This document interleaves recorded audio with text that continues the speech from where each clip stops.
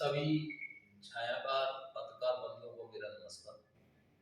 हमारी जो लोकतंत्र सुरक्षा पार्टी है, जैसा कि नाम से जाहिर है, भारत में अब इस समय जो दोनों राष्ट्रीय पार्टी हैं, इन्होंने तो लोकतंत्र छोड़ा ही नहीं, लोकतंत्र को नष्ट कर दिया है।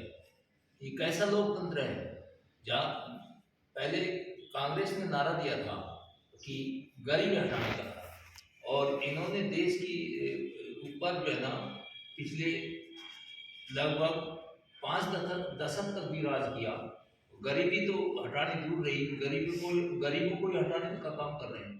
बाबा साहब ने जो आरक्षण दिया था गरीबियों का उत्थान करने का, जबकि आम आदमी का जो पैसा है इकट्ठा होता है इनकम टैक्स के थ्रू, उसका मिसयूज किया जाता है।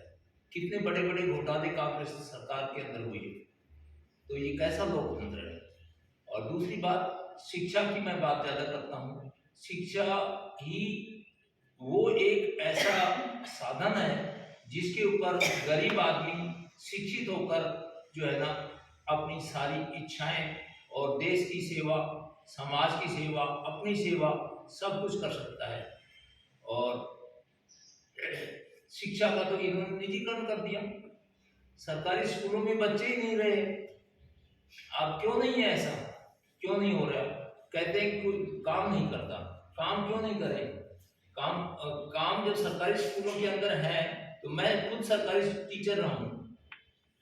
अब लेकिन सरकार चाहे तब काम होगा, सरकार उनको और काम कराती है, पढ़ाई का काम नहीं। आज ये करना है, आज वहाँ सर्वे करके आओ, आज ये करके आओ। तो एक शिक्षा को बढ़ावा देने के लिए सरकार ने क्यों किया ऐसा, उनकी एक सोच है।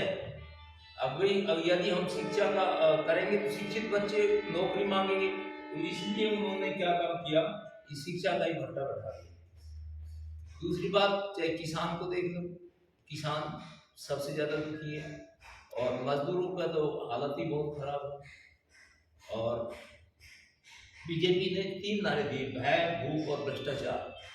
आप देखिए क्या ये तीनों हो गए, कितनी मतलब है। आज इतनी जनता भयभीत है, आप कल्पना नहीं कर सकते। पहलवानों तक के साथ क्या क्या हो रहा है, सरकार की जू तक नहीं रहती। और अभी बावड़ के अंदर एक घटना हुई है जिसके अंदर बिल्कुल थाने की नाक के नीचे से और सरेआम जो है ना एक दुकानदार को लूट ले गई, और सरकार को सारी चीज बता दी गई, मुहैया करा दी गई। अब भाई अलग ऐसी गाड़ी है, उसकी फुटेज तक दे दी गई, लेकिन बहानेबाजी तो भाई ये करेंगे वो करेंगे, कर रहे हैं, कार्रवाई जारी।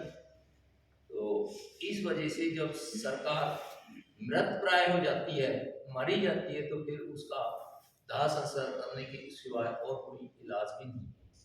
मैं आप सबका बहुत बार एक बार धन्यवाद करता हूँ कि आपने हमारी बातें ध्यान से सुनी।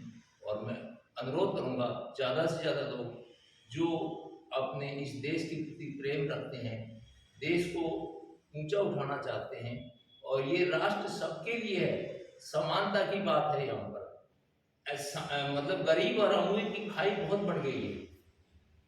कितने ही इस खाई को बांटने के लिए, समानता की बात के लिए और लोकतंत्र की सुरक्षा के लिए जो हमारे माननीय राजकुमार सैनी जी जो है जो संघर्ष कर रहे हैं, हम सब मिलकर उनके साथ कंधे से कंधा अड़ाकर और उनकी भावनाओं को ध्यान में रखते हुए अपने राष्ट्र निर्माण में और देश में समानता लाने के लिए लोकतंत्र